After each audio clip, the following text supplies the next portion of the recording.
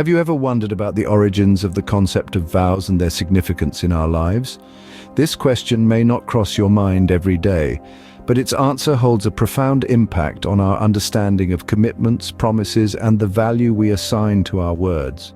To unravel this, we turn to a source that dates back thousands of years, a book that has shaped civilizations and influenced laws, the Bible. Specifically, we delve into the Old Testament, home to a book that carries immense weight in understanding religious rituals and ethical mandates, the book of Leviticus. Nestled within its chapters, Leviticus chapter 27 stands as a testament to the ancient practice of making vows, offering us a unique window into the values and implications of these solemn promises. So let's delve into Leviticus chapter 27, and explore the intriguing world of vows, their values, and their implications. Our journey begins with God speaking to Moses about the laws regarding vows. In the opening verses of Leviticus chapter 27, we find ourselves amid a discourse between God and Moses. Here, God lays out specific guidelines pertaining to vows made to him, particularly those involving individuals and animals. Verses 1 to 8 delve into valuations for persons dedicated to the Lord. God provides Moses with a detailed scale of values, which varies based on the age and gender of the person. Intriguingly, the values assigned are not reflections of personal worth, but rather signify the person's capacity for work or service in the sanctuary. Men between the ages of 20 to 60 in their prime working years have the highest value.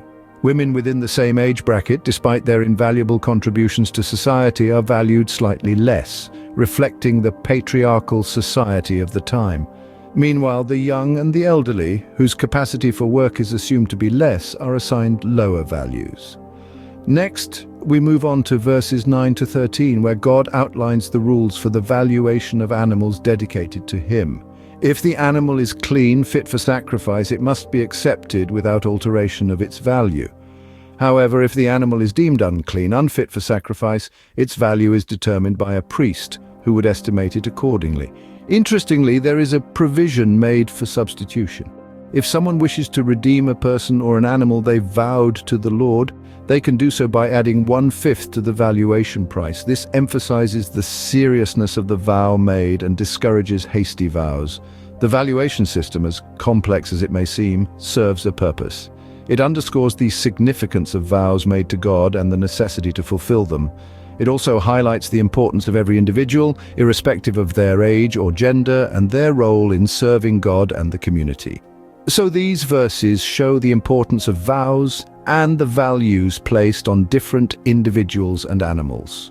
Next, we explore the implications of dedicating a house or a land to the Lord.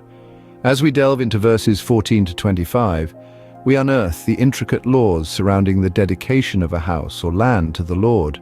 This act, as we shall see, isn't as simple as handing over a title deed. It is a process steeped in valuation, redemption, and the concept of the Jubilee year. When a house is dedicated to the Lord, its valuation is done by the priest, not based on market rates, but rather on the quantity of seed required for its sowing. This valuation is then used to determine the redemption price if the original owner decides to reclaim it. Moreover, we find a fascinating concept in verse 16.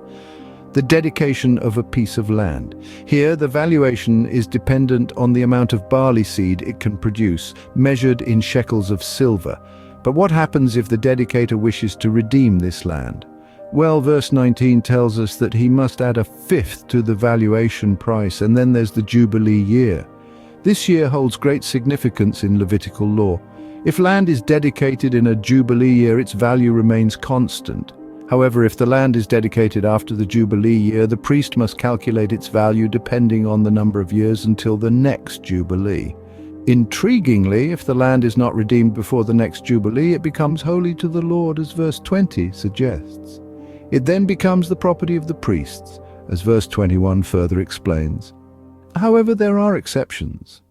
In the case of a field that a person has bought, which is not part of his ancestral property, the rules are different. It doesn't go to the priests in the Jubilee year, but reverts back to the person from whom it was bought, as indicated by verse 22 to 24. Through these verses, we see how vows extended even to one's property, with specific rules and implications. Finally, we delve into the closing verses of Leviticus chapter 27. As we journey into these final verses, we encounter a collection of laws that at first glance may seem disjointed.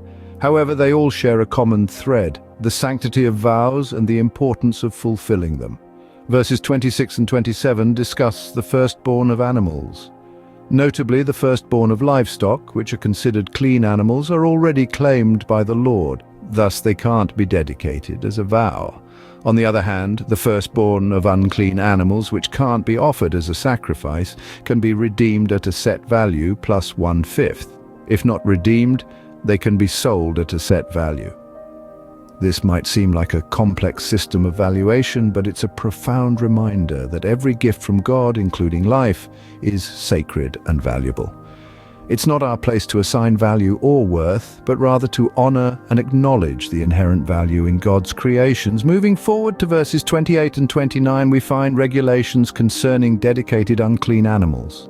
These animals, once dedicated to the Lord, cannot be sold or redeemed. Every devoted thing is most holy unto the Lord. These rules underscore the seriousness of making a vow to God. Once made, a vow cannot be taken back. It's a binding and solemn commitment. Finally, verses 30 to 34 deal with tithes, whether it's from the land or from the herd. 1/10 is considered holy unto the Lord. These tithes, or offerings, are a tangible expression of gratitude and recognition of God's provision. These regulations, while specific to a time and culture far removed from our own, continue to hold timeless truths. They remind us that our words and commitments matter, especially when made to God. They challenge us to consider what we value and to reflect on how we express our gratitude to God for His bountiful gifts. So, the closing verses of Leviticus chapter 27 reiterate the sanctity of vows and the importance of fulfilling them. Are you ready for the next chapter? Just click here to go straight to it.